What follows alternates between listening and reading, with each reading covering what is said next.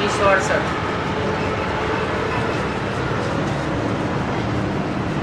दूसरे पेज का आगे।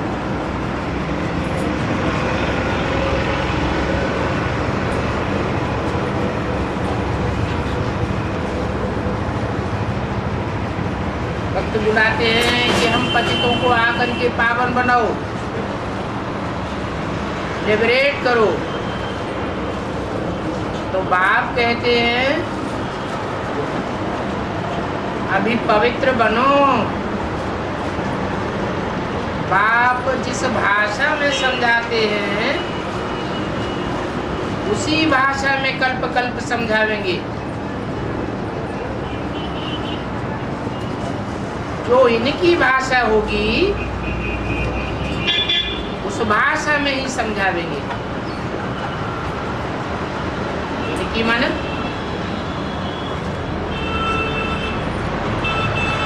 जो इनकी भाषा होगी उस भाषा में ही समझावेंगे। अर्थात इनकी कह करके इशारा किया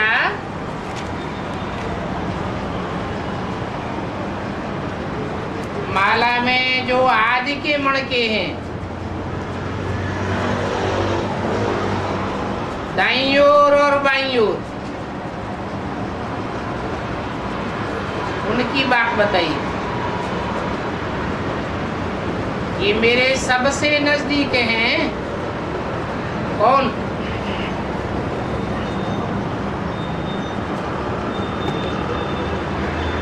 दाईं ओर का मणका जितना नजदीक है, माला में बाईं ओर का मणका भी उतना ही नजदीक है। वो कौन है? दो मणके, राम और कृष्ण। एक रुद्रमाला का बीज है और दूसरा आधार मूर्त माला का। दोनों मालाओं का कॉम्बिनेशन होता है तो विजय माला तैयार होती है। इसलिए बोला कि न राम कृष्ण की जो भाषा है उसी भाषा में समझावेंगे।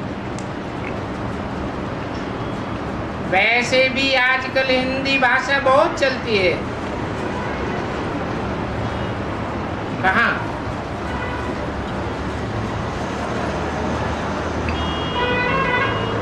भारत में हिंदी भाषा बहुत चलती है। भारत में ही आते हैं और ऐसे भी नहीं कि देश बदल जाएगा, भाषा बदल जाएगी।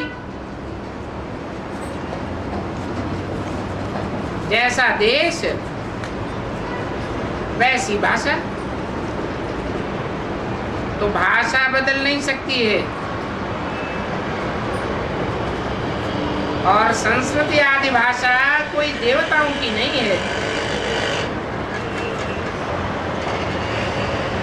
देवताओं की क्या भाषा है? देवताओं की तो इशारे की भाषा होती है। बहुत भाषा चलानी नहीं पड़ती।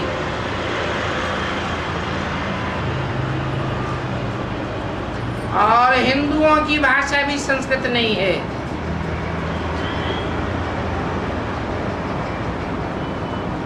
हिंदी भाषा ही चाहिए।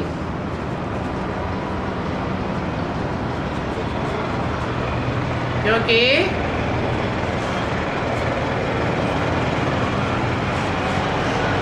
बहुत भाषाएं तो आदि में थी ही नहीं।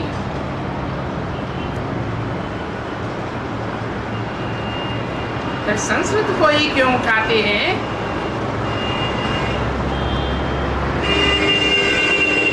बाप जब समझाते हैं यहाँ बैठते हो तो बाप की याद में ही बैठना है।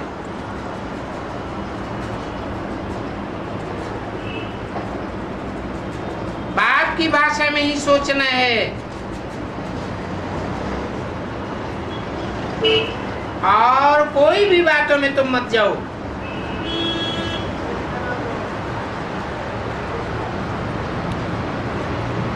सोचते हैं इतने मच्छर निकलते हैं, ये कहाँ चले जाते हैं? ये इतनी कीट पशु पतंगों की माँ आत्माएं कहाँ चली जाती हैं? अरे भूकंप में ढेर के ढेर मर जाते हैं, ये सब कहाँ चली जाती हैं? इन सब बातों में तुम्हारा क्या जाता है? तुम अपनी आत्मा का कल्याण करो। तुमको बाप ने श्रीमत दी है कि पहले अपनी उन्नति के लिए तो पुरुषार्थ करो, अपने बारे में तो सोचो, पर चिंतन में क्यों जाते हो? पर चिंतन में मत जाओ। ऐसे करेंगे तो अनेक बातों का चिंतन हो जाएगा। तुम मुझे याद करेंगे तो तुम्हारे पाप कट जाएंगे। और तुमने इस बात के लिए ही बुलाया है कि हे पतित पावन आओ, आ करके हमें पावन बनाओ। तो उस युक्ति में तो चलो, तुमको तो बाप से वर्षा लेना है और बातों में नहीं जाना है। इसलिए बाबा पहले पहले यही अटेंशन दिलवाते हैं कि घड़ी घड़ी मुझे आत्मा को याद करो, मैं तुम्हारा बाप हूं। पहले अपनी आत्मा को याद करो। और कहाँ भी बुद्धि नहीं जानी चाहिए। भगवान कहते हैं तो भगवान की श्रीमत माननी चाहिए और कोई भी बातों में फायदा ही नहीं है, क्योंकि मुख्य बात है आत्मा के पावन बनने की। ये बात पक्का याद करो। तो वो बाबा बाबा भी है, हमारा टीचर भी है और सदगुरु भी है। ये बात जरूर दिल में याद रखनी है। वो बाप है, हमारी आत्मा को जन्म देने वाला है। आत्मा कोई जन्म मरण के चक्र में नहीं आती है, परंतु हम तो आत्मा को भूले हुए थे। बाप ने आकर के याद दिलाया कि तुम आत्मा ज्योति बिंदु हो, तब हमें याद आया। तो वो हमारी आत्मा का बाप भी है, टीचर बन करके हमको पढ़ाते भी हैं, योग भी सिखलाते हैं।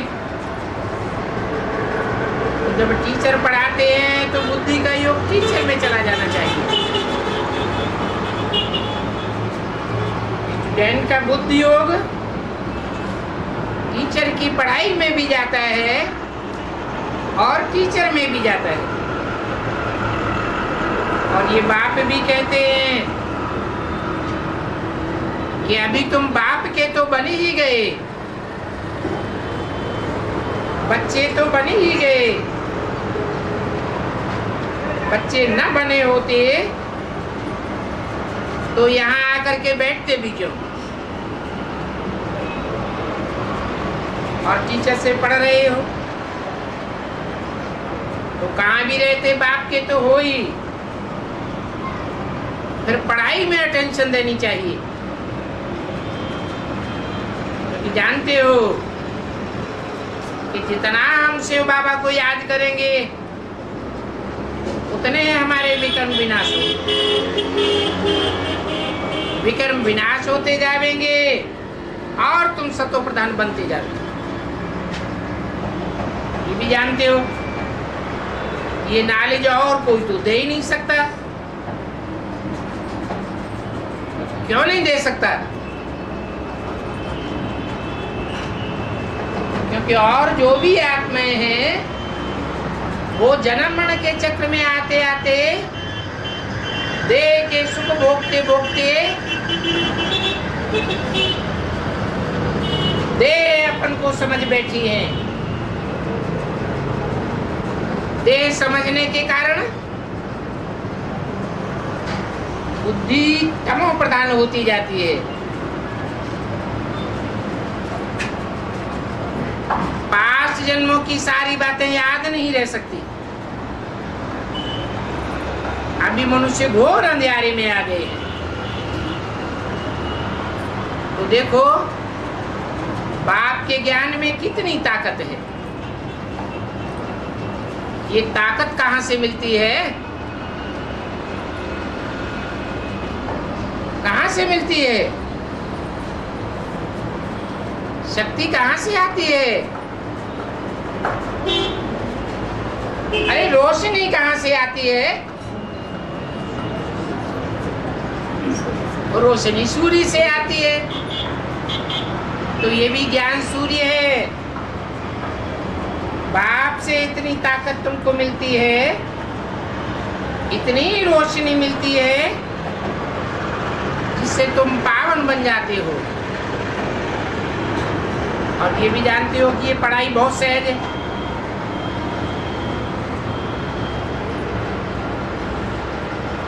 वो पढ़ाई जो पढ़ते हैं उसमें तो बहुत वर्ष बहुत मास लग जाते हैं। और यहाँ तो सिर्फ 7 दिन का कोर्स है। उसमें तुम बहुत कुछ समझ जाते हो। फिर है बुद्धि की बात। जैसी जिसकी बुद्धि वैसा वैसा पढ़ाई में गहरा जा सकता है। कोई तो बहुत जास्ती टाइम लगाते हैं, कोई कम लगाते हैं। कोई तो ऐसे हैं कि 2-3 दिन में बहुत तीखे हो जाते हैं, अच्छा ही समझ जाते हैं। फिर भी बाप कहते हैं कि मूल बात है बाप को याद करना। कोई की बुद्धि कैसी भी डल हो, परंतु अगर बाप की याद में पक्के होते जाएंगे तो अंत में बुद्धि पवित्र बन ही जाएगी। याद की ही सारी मुश्किलात है। बाकी पढ़ाई तो मोस्ट सिंपल है। तुम बच्चों को सुदर्शन चक्रधारी बनना है। एक रोज के कोर्स में बात तो सभी समझ सकते हैं। जान जाते हैं हम आत्मा हैं, आत्माओं के बेहद बाप की संतान है। तो जरूर हम विश्व के मालिक बनने चाहिए। अभी तुम्हारी ये बुद्धि में आता है कि हमको मनुष्य से देवता बनना है, तो दैवी गुण भी धारण करने पड़े। इनकी बुद्धि में ये बात आ जाती है, वो तो सभी बातों में तीखे हो जाएंगे, समझ जाएंगे। ये सारी गंदी आदतें हमको छोड़नी है। और जो समझू से आने होंगे उनको तुम बार बार कहो न कहो, वो तो आप आप ही गंदी आदतें छोड़ देंगे, उल्टा सुल्टा खान पान, शराब आदि सब कुछ छोड़ देंगे। बुद्धि में बैठेगा, कहेंगे वाह, हमको तो ये लक्ष्मी नारायण जैसा बनना है। 21 जन्मों के लिए राज्य भाग मिलता है, तो क्यों नहीं हम पवित्र बनेंगे। तो लगे माफिक लग जाना है, इसमें मुख्य बात है याद की। बाकी 84 जन्मों की नॉलेज तो 1 सेकंड में मिल जाती है। चित्रों को देखने से ही समझ जाते हैं, जान जाते हैं कि हमारा ये ब्राह्मणों का झाड़ बहुत छोटा है, नया झाड़ तो जरूर छोटा होगा।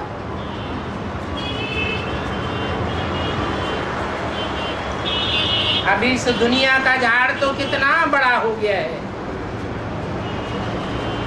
तमो प्रधान भी हो गया है। कल फिर नया छोटा झाड़ बन जाएगा। तुम ये भी जानते हो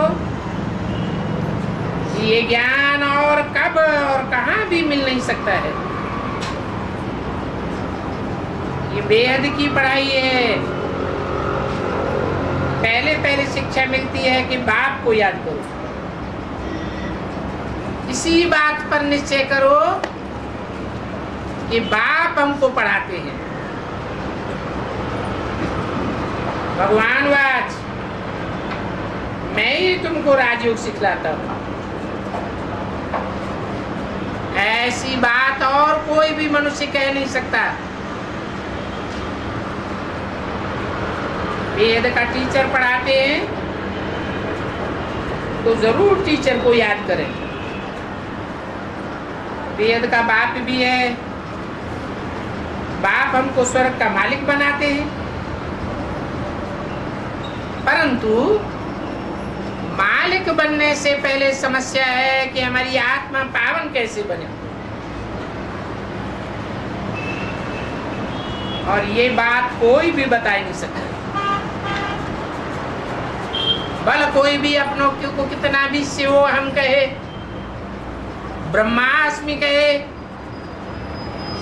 परंतु पावन कैसे बनेंगे ये कोई भी बता ही नहीं सकता। क्योंकि आजकल भगवान तो बहुत हो गए, तो मनुष्य बेचारे मुझ पड़े हैं, कहते हैं अनेक धर्म निकलते रहते, पता नहीं कौन सा धर्म सच्चा है। और तुम्हारी प्रदर्शनी भी देखते हैं, आकर के म्यूजियम का उद्घाटन भी करते हैं, परंतु बेचारे समझते कुछ भी नहीं।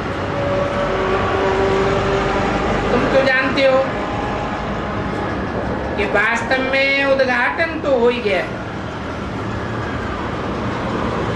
पहले फाउंडेशन पड़ता है, क्योंकि जब मकान तैयार होता है तो पहला फाउंडेशन डाला जाता है, बाद में उद्घाटन होता है। और फाउंडेशन लगाने के लिए ही बुलाया जाता है। ये भी बाप ने स्थापना तो कर ही दी, बाकी नई दुनिया का उद्घाटन आप ही हो जाएगा। उसमें किसी के उद्घाटन करने की बात नहीं है, ये तो भक्ति मार्ग में होता है। 28वें वर्ष की वाणी का 3रा पेज। जानते हो कि उद्घाटन ऑटोमेटिकली हो ही जाएगा। यहाँ पढ़ करके फिर अपनी नई दुनिया की बनावट में लग जाएंगे। तुम सच्चे सतयुग में चले जाएंगे। अभी समझते हो कि हम अभी अपनी स्थापना कर रहे हैं। उस स्थापना के लिए कितनी मेहनत करनी पड़ती है। विनाश होगा फिर ये दुनिया ही बदल जाएगी। तो पहले स्थापना, बाद में विनाश होगा और नई दुनिया प्रत्यक्ष हो जाएगी। फिर तुम नई दुनिया में आवेंगे राज्य करने के लिए। ये तो जानते हो कि सतयुग की स्थापना बाप ने की है। स्थापना हो जाएगी फिर तुम नई दुनिया में आवेंगे और तुम स्वर्ग की राजधानी पावेंगे। बाकी ओपनिंग सेरेमनी कौन करेंगे? तो जानते हो कि बाप तो स्वर्ग में आते ही नहीं है। तो आगे चल करके देखना है कि स्वर्ग में क्या क्या होता है,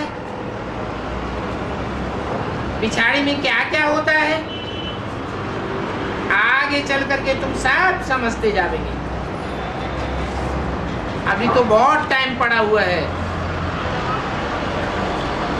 बच्चे जानते हो पवित्रता के बिगड़ तो पास विधान हो ही नहीं सकेंगे।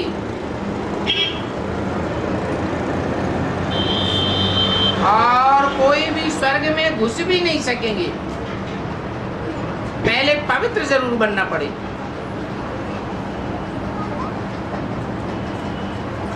कितना पवित्र नहीं बनेंगे तो इतना ऊंच पद पा भी नहीं सकेंगे।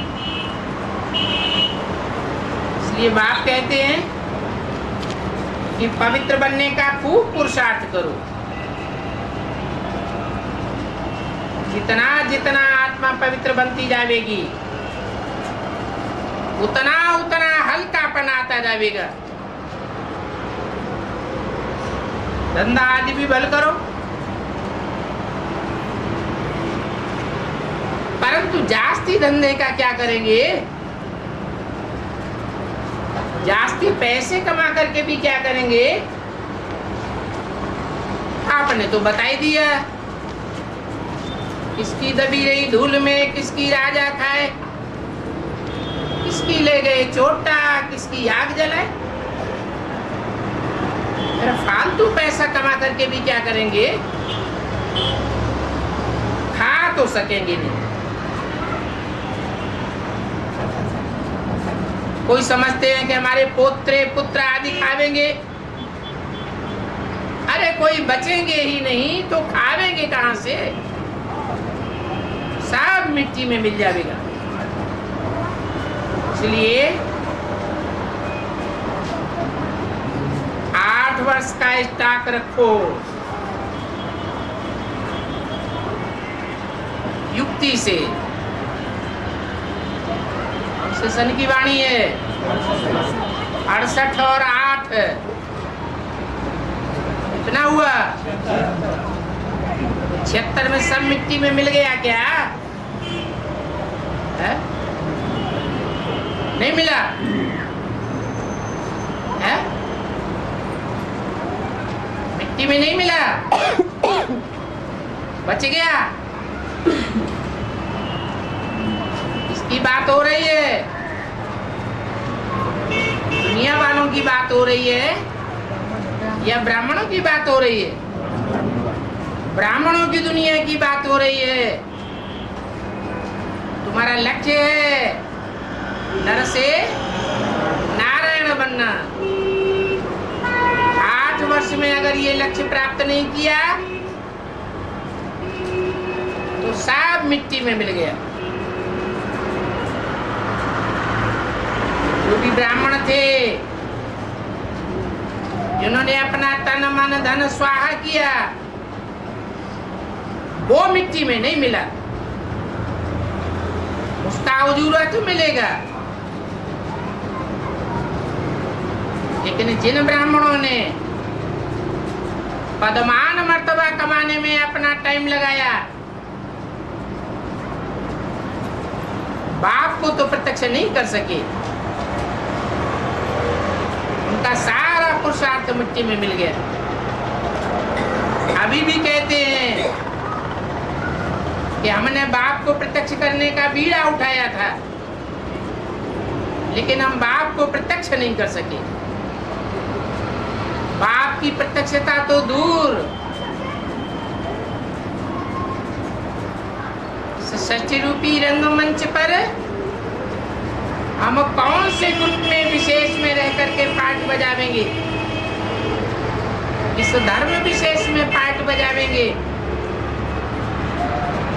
इस खंड विशेष में पार्ट बजावेंगे, ये भी नहीं जान सके। तो बाप कहते हैं कि युक्ति रखो, बाकी तो सभी ट्रांसफर कर दो। ये भी जानते हैं कि सभी तो ट्रांसफर नहीं कर सकेंगे। सारा तन मन धन समय संपर्क संबंध 100% बाजी में लगा देवे, ये तो बहुत मुश्किल है। हाँ, गरीब जल्दी ट्रांसफर हो जाते हैं, भक्ति मार्ग में भी ट्रांसफर करते हैं, वहां भी देखो दूसरे जन्म में मिल जाता है। यहाँ तो बेहद का बाप आया हुआ है, कहते हैं तुमको 21 जन्मों की बेहद की बादशाही देता हूं। भक्ति मार्ग में तो इनडायरेक्ट मिलता है, यहाँ तो मैं डायरेक्ट आया हुआ हूं। पतितों का हिसाब किताब पतित मनुष्यों के साथ ही होता है। दुनिया में तो साफ पतित ही पतित है। जिन्होंने बाप को पहचाना वो बाप के साथ हिसाब किताब रखते हैं। वो जानते हैं कि अभी तो बाप आया हुआ है, तो तुम्हारा पतितों से लेन देन सारा कट हो जाता है। तुम्हारा सारा लेन देन बाप के साथ हो जाता है। तुम ब्राह्मण हो ना, ब्रह्मा बाप की औलाद हो, तो ब्राह्मणों को ही तुमको मदद करनी चाहिए। बहुत अच्छा ब्राह्मण है,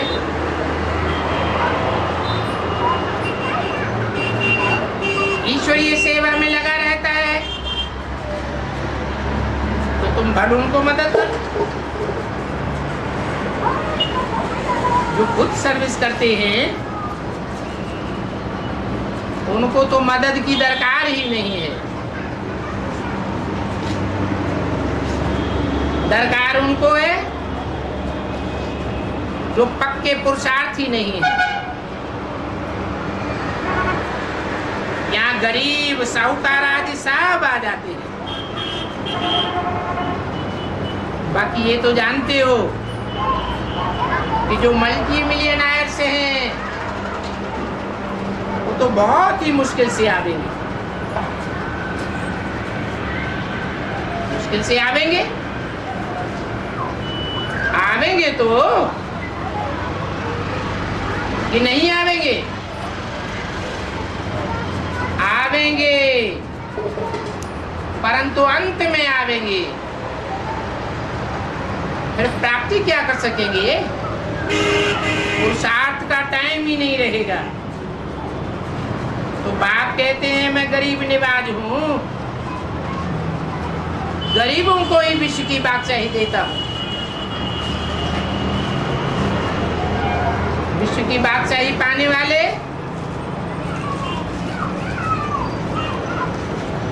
पूरी पढ़ाई पढ़ने वाले होंगे या बेसिक में पढ़ के छोड़ देंगे? थोड़ी पढ़ाई से थोड़ा ऊंचा पद मिलता है, पूरी पढ़ाई पढ़ेंगे तो पूरा पद मिलेगा।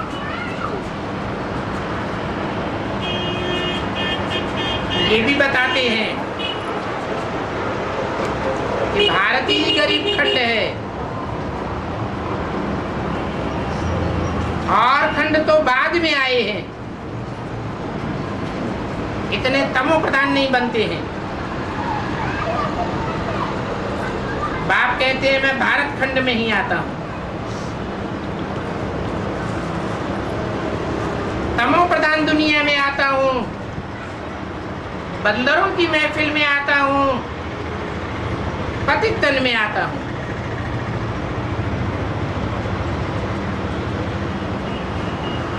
पतित खंडों में भी ये आबू सबसे बड़ा तीर्थ है। तीर्थ भी कह दिया, पतित खंड भी कह दिया, और नाम क्या रख दिया? आबू। तो काम के आधार पर नाम रखा है या ऐसे ही नाम रख दिया है? क्या काम है?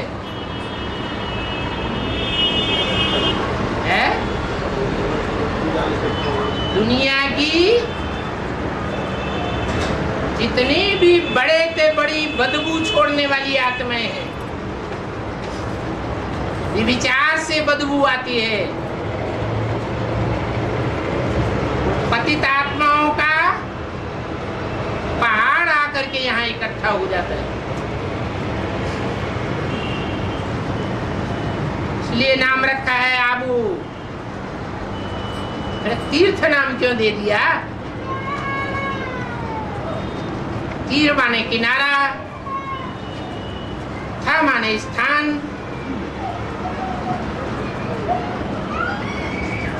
तो बुद्धि को ठिकाने लगाने वाला स्थान है। ये कैसे?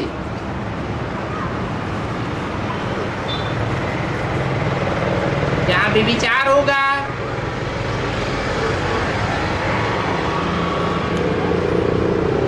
जहां बेविचार की बदबूएं आवेंगी, वहां से बुद्धि दूर भागना चाहेगी या ठिकाने लगेगी?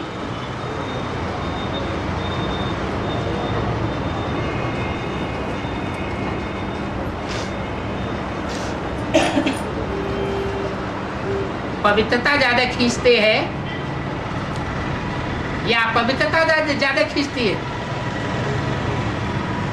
ज्यादा आकर्षण किसमें होता है? पवित्रता में आकर्षण होता है। तो आबू तीर्थ कैसे हो गया?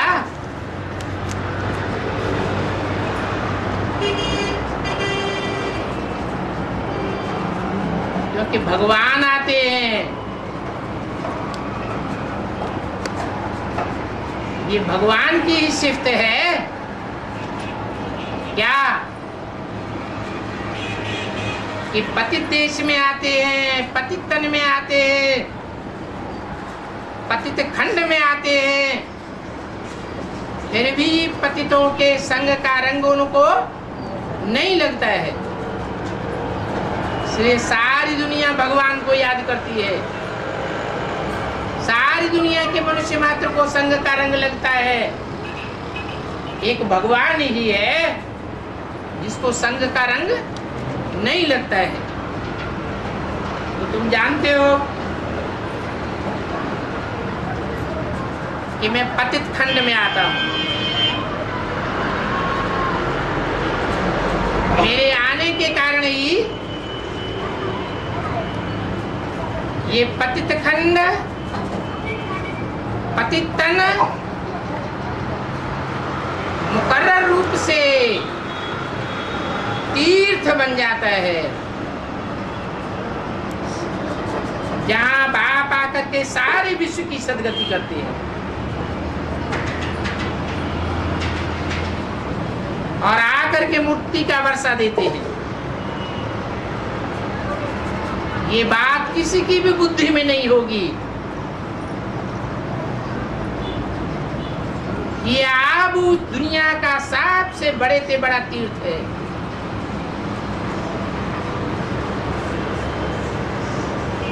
और ये संगम युग का टाइम भी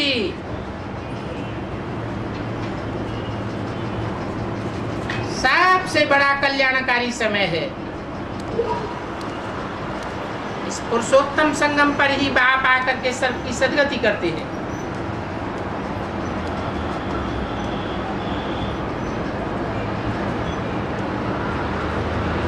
तो कौन सा टाइम है?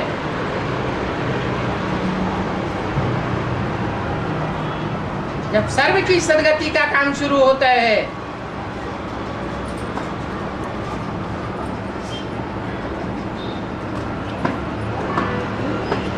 टाइम मुकर्रर चाहिए। शिवरात्रि तो मनाते हैं,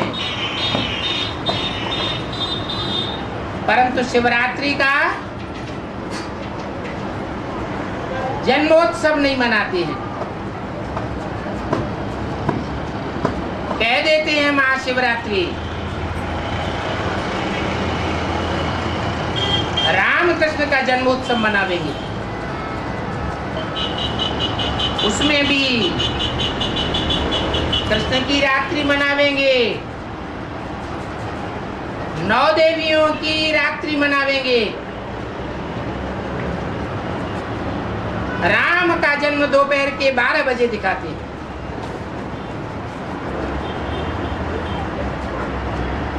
परंतु अनश्रद्धालु भक्त समझ नहीं पाते हैं। बाप कहते हैं भक्ति से दुर्गति होती है। इसलिए बाप ही आकर के भक्ति का फल देते हैं, अर्थात सदगति करते हैं। पहली सदगति होती है आत्मा की। आत्मा चैतन्य है। चैतन्य आत्मा ज्ञान से ग्रहण कर सकती है। ज्ञान से सदगति होती है। भक्ति मार्ग में शास्त्रों में लिखा भी है, ऋते ज्ञानान्न मुक्ति, बिना ज्ञान की मुक्ति नहीं हो सकती। तो देखो ये फर्क हो जाता है ज्ञान और भक्ति का। ये दुनिया तो सारी नरक बन गई। अभी तुम तो जानते हो कि नरक से स्वर्ग कैसे होता है। कौन निमित्त बनता है नरक से स्वर्ग बनाने का? स्वर्ग से नरक बनाने का निमित्त कौन बनता है?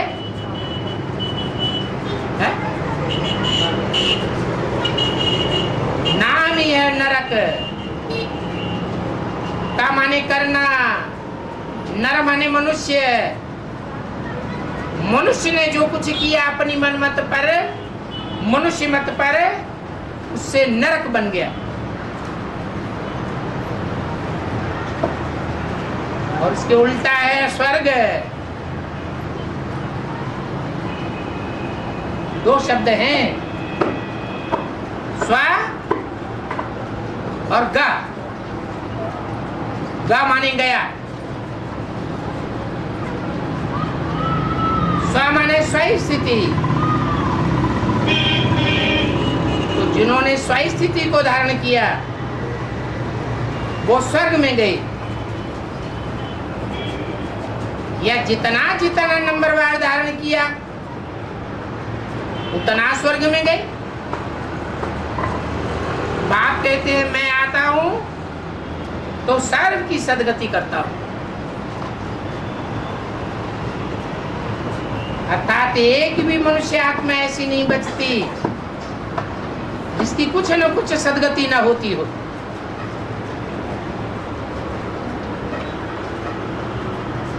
कहेंगे जब सबकी सदगति होनी है तो फिर पुरुषार्थ करने की क्या दरकार? बाप कहते हैं कि सदगति भी नंबरवार है। जितना जितना स्वस्थिति में स्थित होने का पुरुषार्थ करते हैं उतनी ही सदगति प्राप्त होती है। कोई आत्मा एक जन्म की सदगति प्राप्त करती है, कोई 21 जन्म की सदगति प्राप्त करती है। तो फर्क तो हो जाता है। ये बाप का वर्षा है, जैसे लौकिक बाप का वर्षा बड़े बच्चे को पहले मिलता है तो जास्ती प्राप्ति का अधिकारी बन जाता है। ऐसे यहाँ भी है, जो आत्माएं बाप को पहले पहचानती हैं, पहले अपने स्वरूप को पहचानती हैं, उनको सदगति का वर्षा जास्ती मिलता है।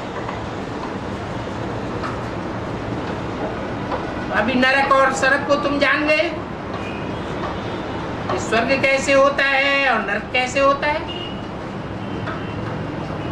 अभी तुम्हारी बुद्धि में सारी नाली, और बाप भी ऐसी युक्ति बतलाते हैं पावन बनने की जो तुम सभी का कल्याण कर सकते हो। क्या बताए कर?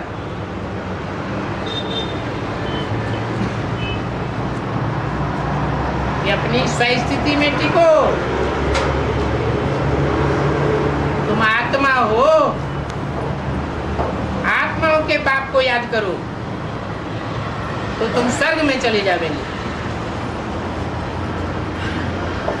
बाप से 21 जन्म की स्वस्थिति का पक्का वर्षा मिलता है। अब जो जितना याद करे, सतयुग में तो अकल्याण की बात होगी ही नहीं, वहां कोई भी प्रकार का रोना पीटना नहीं होता है। क्यों क्यों नहीं होता है? क्या कारण है? अरे सदैव स्वस्थिति में स्थित रहते हैं, देहभान आता ही नहीं। और यहाँ घड़ी घड़ी देहभान आता है, और जितना देहभान आता है उतना ही रोना पीटना करते हैं। जो जितना देह अहंकारी होगा खुद भी रोता पीटता रहेगा और दूसरों को भी रुलाता रहेगा। ये तमो प्रधानता की निशानी हो गई। बाप कहते हैं अभी तुम सदैव स्वस्थिति में स्थित रहो। मैं आत्मा और मेरा बाप, तो तुम यहाँ ही इसी शरीर के द्वारा इसी दुनिया में स्वर्ग का अनुभव कर सकते हैं। ऐसी स्थिति तुम बनावेंगे तो कोई भी तुमको दुख देने वाला तुम्हारे आसपास मौजूद नहीं रहेगा। इसलिए बाप कहते हैं मैं तीरी पर बहस लेकर के आया हुआ हूं।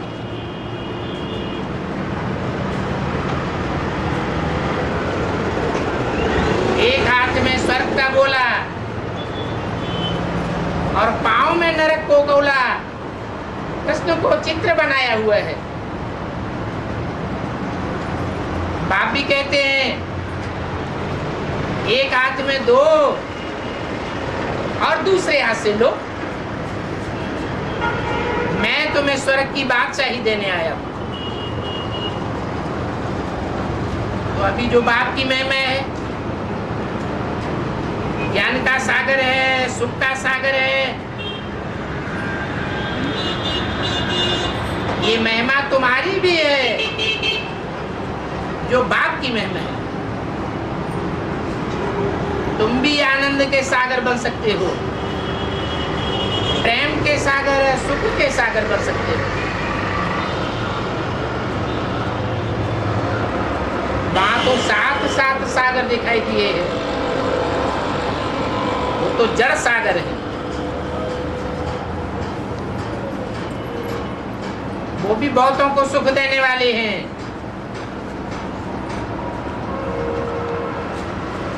जब तुम्हारी आत्मा संस्कार लेकर के गई नहीं दुनिया में,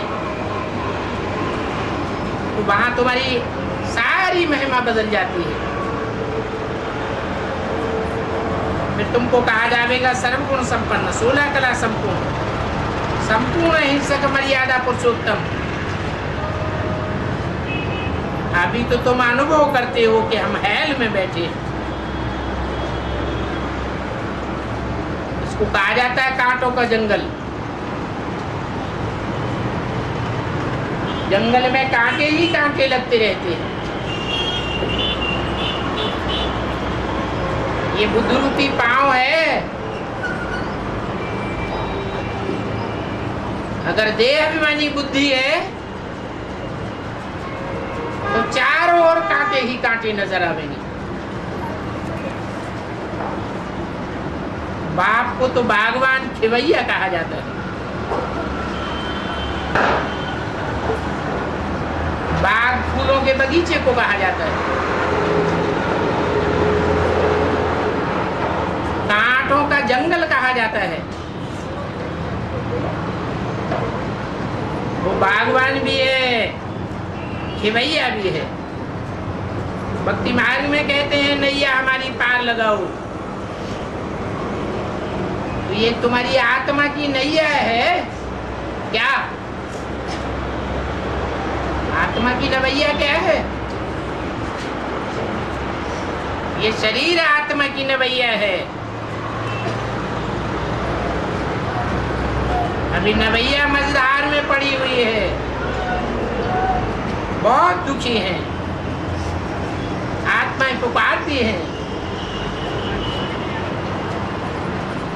भक्ति मार्ग में पुकारते तो रहते हैं, नैया मेरी पार लगाओ, बल गाते हैं, परंतु समझते कुछ भी नहीं है कि नैया को पार कब लगाया था और कैसे लगाया था, किसने लगाया था। बाकी भक्ति में कीर्तन करते रहते हैं, जो आया सो गाते रहते हैं। जैसे कहते हैं अच्युतम केशवम नाम नारायणम वासुदेवम। हरे अब कहाँ सतयुग का नारायण, कहाँ त्रेता का राम, कहाँ वासुदेव को द्वापर में ठोक दिया। कुछ भी नहीं जानते हैं।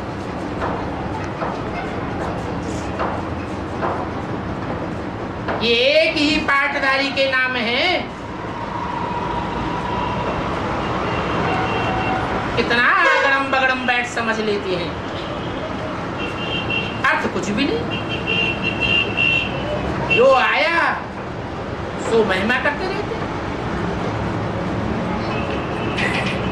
भगवान को सर्वव्यापी कह करके निंदा करते रहते। इतना ऊंचते ऊंच भगवान, फिर निंदा क्यों करते हो? निंदा करते करते निर्धन के बन जाते। अभी तुम घर में ना भक्ति नहीं करते हो तो तुमको नास्तिक कहते। तुम उन्हें समझाते हो कि हम तो सबसे बड़े आस्तिक हैं। नास्तिक उनको कहा जाता है जिनकी कोई के ऊपर ना आस्था नहीं टिकती। सारी दुनिया के मनुष्य मात्र भक्त हैं, उनकी बुद्धि की आस्था कहीं टिकती नहीं है। कहीं एक गुरुद्वारे में जावेंगे, कहीं दूसरे में जावेंगे, कहीं एक तीर्थ में जावेंगे, कहीं दूसरे तीर्थ में जावेंगे, एक गुरु के पास जावेंगे, फिर दूसरे के पास जावेंगे। तो उनकी आस्था कहाँ टिकती है? हमारी तो आस्था एक के ऊपर टिकी हुई है, इसलिए हम सबसे बड़े आस्तिक हैं। हमारे मुकाबले तो सारी दुनिया नास्तिक है। हमको सर्व का सदगति दाता बाप मिला है। हम तुमने उस बात को जान लिया है। तुमको नास्तिक से आस्तिक बनना हो तो आओ बैठ करके समझो। बाप ने आकर के खुद ही हमें अपना परिचय दिया, बताया है कि कैसे आस्तिक बन सकते हो।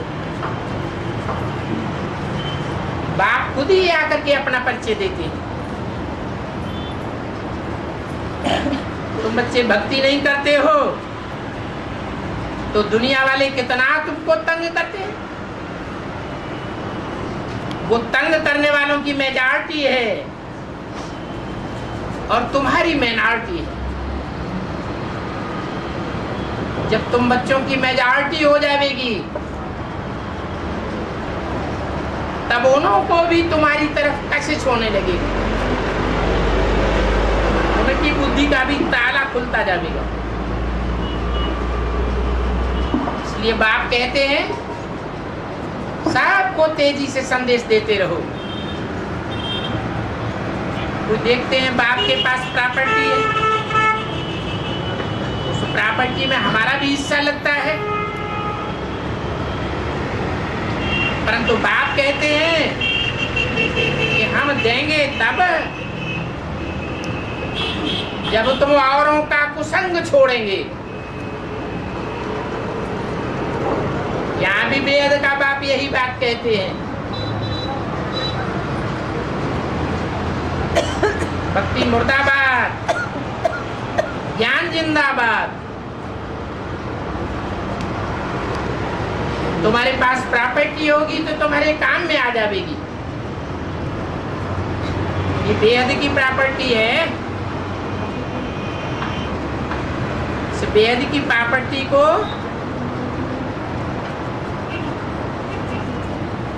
शेष आत्माओं को देना चाहिए।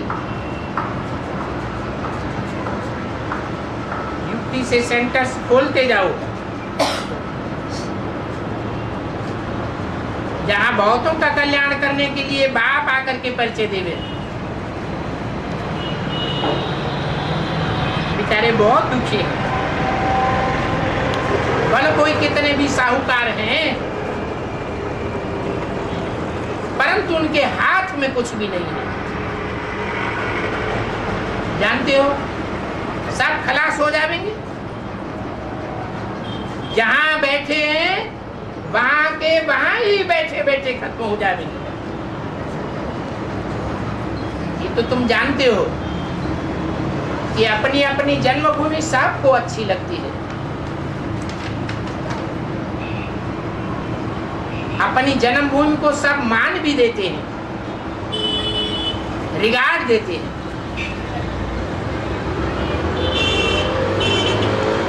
बाप कहते हैं कि सबसे ऊंची भूमि तो ये भारत है, जहां भारत में मैं आता हूं, ये सबसे बड़ा तीर्थ है।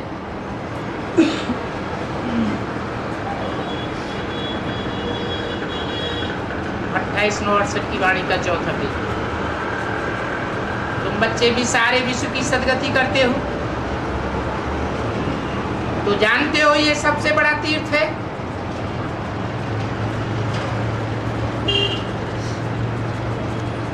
जानते हो कि ये गीता से क्या हुआ? समझते हैं कृष्ण ने आकर के गीता सुनाई, सदगति की, परंतु ये बात तो ठहरती नहीं। कृष्ण अगर भगवान होता, द्वापर के अंत में आकर सबकी सदगति की होती, तो फिर पापी कलयुग का आगमन कहां से हो गया?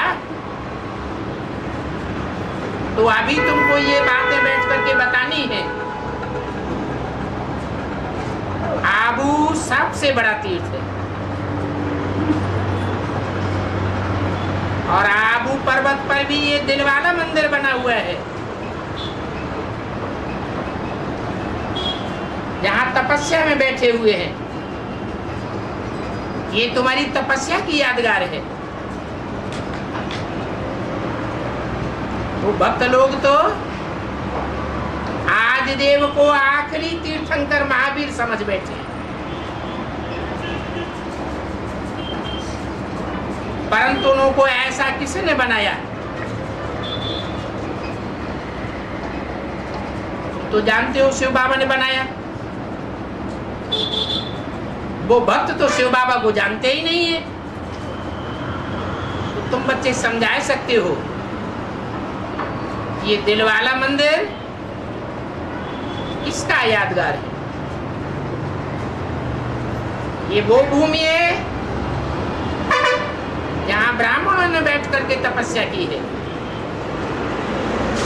तो यहाँ देखो तुम्हारा यादगार बना हुआ है, वहां तुम प्रैक्टिकल में बैठ करके तपस्या भी करते हो। तो उन भक्तों को बोलो आबू में चलो तो हम तुमको हूबहू यादगार दिखावे। ये उनकी यादगार है जिन्होंने हम बच्चों को तपस्या सिखाई। उस तपस्या के आधार पर ये नई दुनिया तैयार होती है।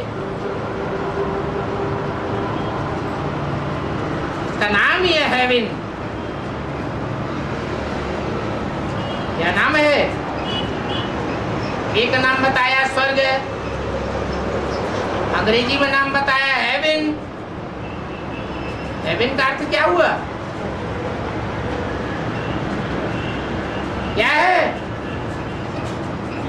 अरे है विन, जहां विजय है वही हेवन है। अगर हार है तो नरक है। इसके ऊपर विजय पानी है। देह अभिमान के ऊपर विजय पानी है। इस देह अभिमान से 5 विकारों की पैदाइश होती है।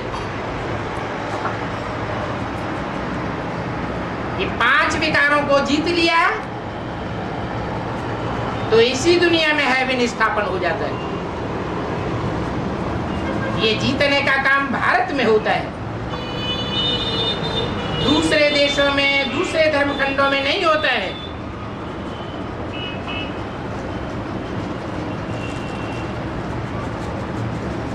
उसको राजयोग नाम दिया है। ये दिलवाड़ा मंदिर बिल्कुल एक्यूरेट यादगार है।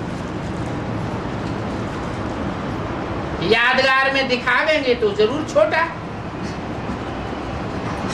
मकान बनाते हैं तो उसका छोटा मॉडल बनाया जाता है ना, बड़ा तो नहीं बन सकता। तुम जानते हो ये शिक्षा कहाँ से लेते हैं? बाप से लेते हैं। बाप कहाँ आते हैं? भक्ति मार्ग में कहते हैं मधुबन में मुरलिया बाजे,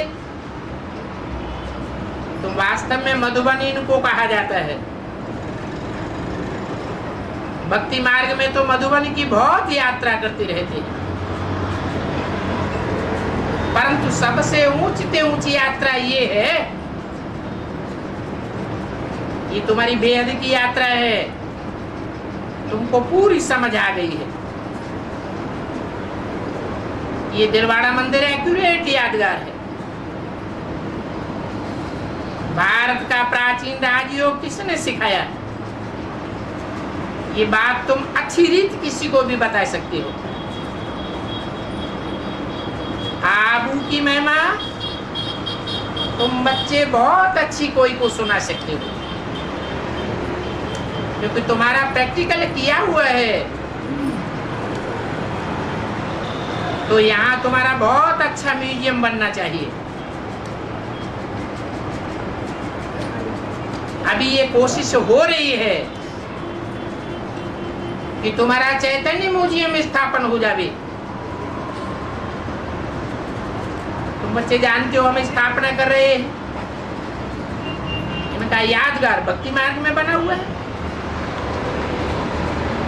हम ही पूज्य थे सो हम पुजारी बने,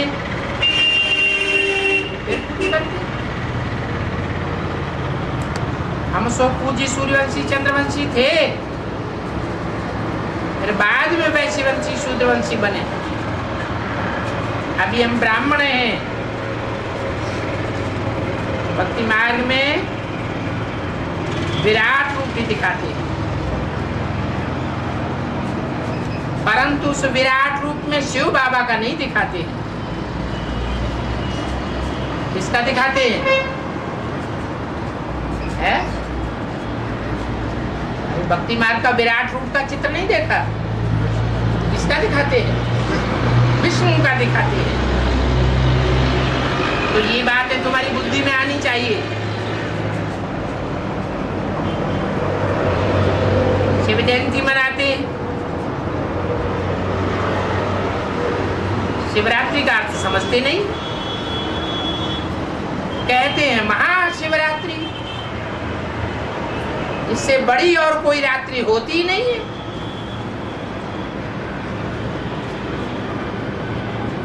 अभी तुम बच्चे उनको समझा सकते हो कि तुम शिव जयंती क्यों नहीं कह सकते हो। जानते हो कि बाप तो मनुष्य शरीर धारण करते ही नहीं है, उनका अपना शरीर होता ही नहीं है।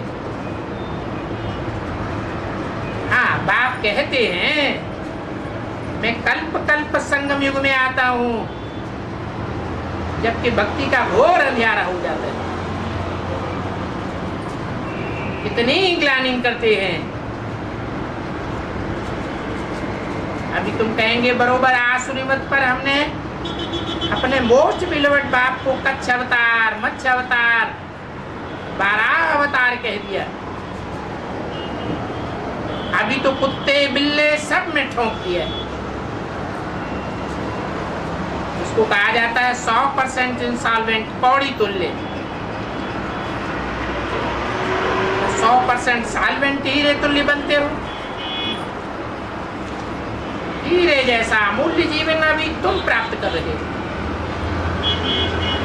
और बाप तुम्हें प्राप्ति करा रहे। और एक ही बार बाप आते हैं, कहते हैं मैं कल्प कल्प कल्प के संगम युग पर आता हूं। परंतु असुरों ने कितनी भारी भूल कर दी है। लिख दिया है संभवामि युगे युगे, मैं हर युग में आता हूं। क्या हुआ? वास्तव में मैं हर युग में नहीं आता हूं। हर युग में जो 4 अवस्थाएं होती हैं, उन 4 अवस्थाओं के कल्प कल्प के अंत में आता हूं। युगे युगे कहने से उन्होंने 24 अवतार दिखाई दिए, फिर बढ़ाते बढ़ाते ठेक कर भीतर में ठोक दिया। उसको कहा जाता है भक्ति मार्ग। बाप आकर के ज्ञान देते हैं। जब ज्ञान देते हैं तो सबकी चढ़ती कला हो जाती है। बाप आकर सभी की सदगति करते हैं। बीच में तो कोई की भी सदगति नहीं हो सकती। ये नॉलेज